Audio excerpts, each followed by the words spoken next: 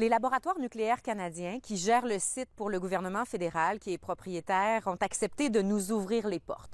Gentilly 1, qui est la grande sœur de Gentilly 2, a fonctionné au total 183 jours entre 1972 et 1977.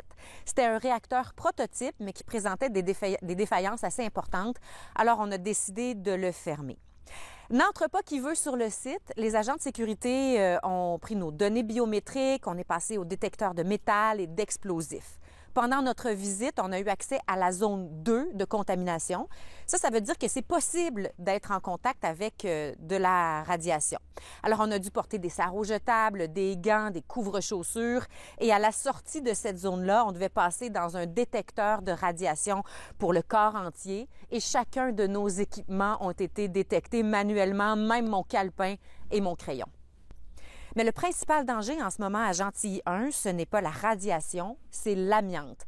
Le matériau cancérigène a été utilisé pour isoler une partie du réacteur et de la tuyauterie.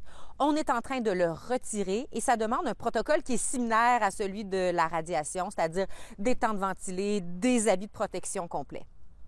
Pendant notre visite, on a quand même pu se rendre jusqu'à côté du réacteur.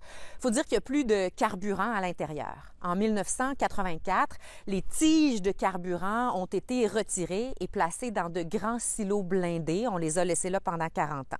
En juin dernier, les équipes ont retiré minutieusement les tiges de carburant, les ont placées dans des camions blindés et ça a été secrètement acheminé vers le site de Chalk River en Ontario où c'est stocké de façon temporaire en attendant un stockage permanent.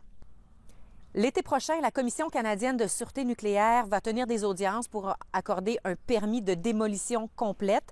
L'équipe est assez confiante de l'obtenir et si elle l'obtient, elle pense commencer la démolition en janvier 2027, un processus qui devrait prendre une dizaine d'années, au terme duquel il n'y aura plus de centrale.